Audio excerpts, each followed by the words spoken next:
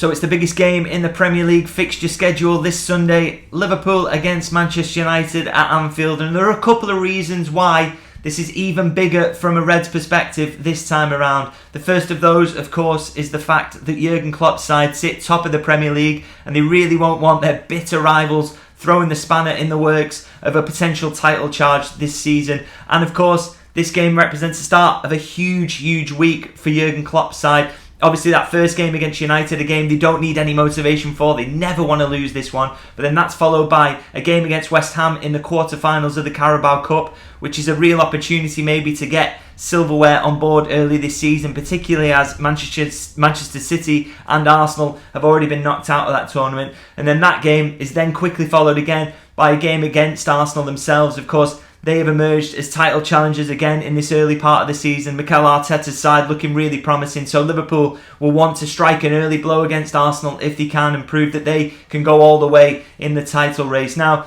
there's real confidence among Liverpool fans coming into this one, and for good reason.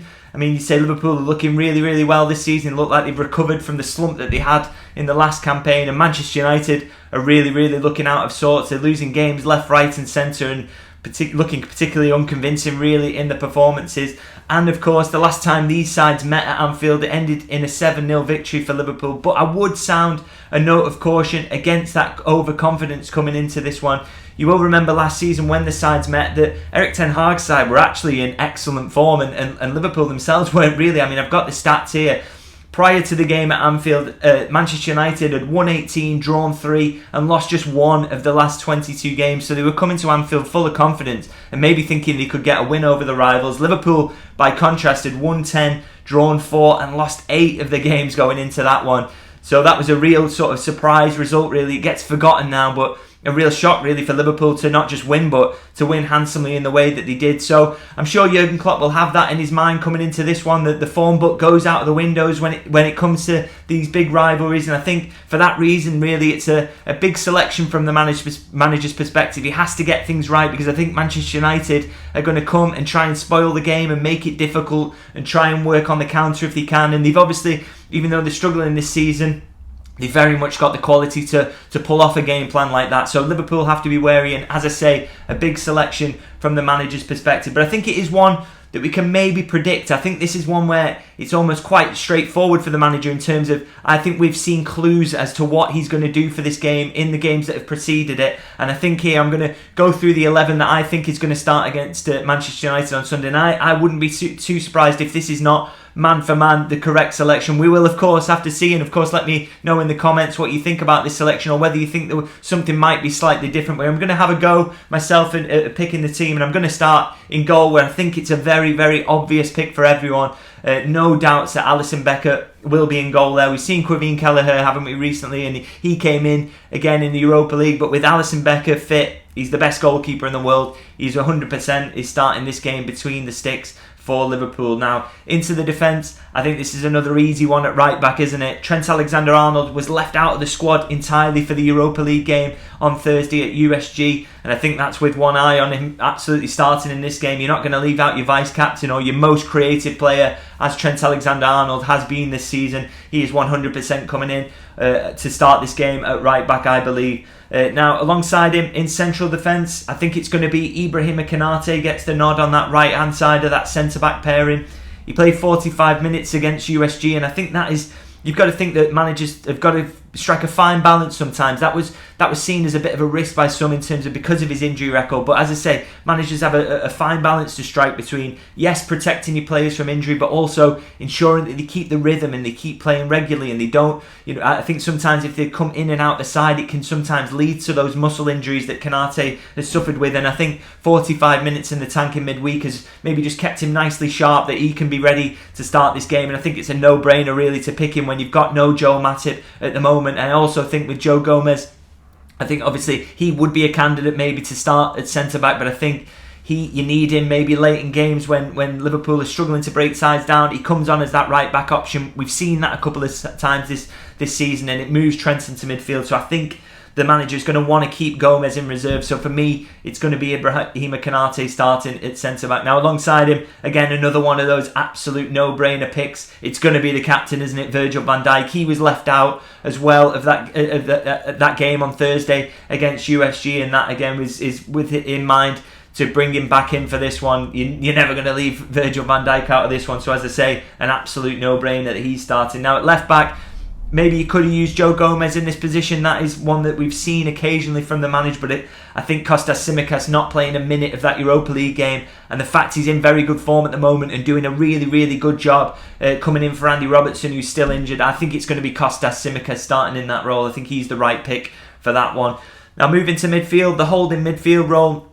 Obviously, if he was fit, 100%, it would be Alexis McAllister starting in this one. But the manager made noises that sounded like it wasn't that McAllister wasn't going to be ready for this one. Unfortunately, it's quite a bad injury that he got. It's a stud has gone through the muscle onto the bone, so he's going to miss this game at least, and hopefully he's back for the next one against West Ham, and then can feature against Arsenal as well. But we expect him to be out of this one, and I think that means that Wataru Endo is going to continue in that holding midfield role. Again, he played 45 minutes against USG, but I think playing just a half is a really good indication that the manager just wanted to keep some rhythm in his legs and keep him fit and sharp and ready for this game against Manchester United. So I absolutely expect that Endo will be the starting holding midfielder in this game. Now, moving forward into those double eights, I'll start on the right-hand side with, again, another automatic pick.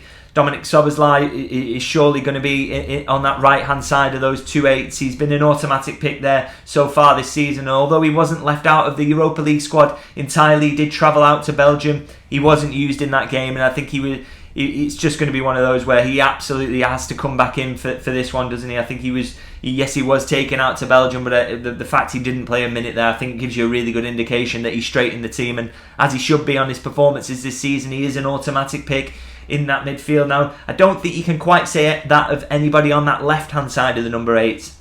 We've seen a mix between Curtis Jones and Ryan Gravenberch in that role in this early part of the season, and no one's really sort of nailed it down. Both have had injuries at times and come in and out of form, so I think this could have been a difficult pick, and personally I would have said that I had expected Curtis Jones to start in this position if you'd have asked me early last week, but I think the fact that he plays 90 minutes in the Europa League, it suggests that it's not going to be Curtis Jones to me, and Ryan Gravenberch does feature in that game, but he only plays 45 minutes, and that for me suggests he's going to be the man to get the nod against Manchester United. As I say, that's maybe a little bit of surprise, because I think Curtis Jones, you want him in these big games where he knows what it's all about. We know how good he is at keeping the ball as well and recycling it and winning his duels.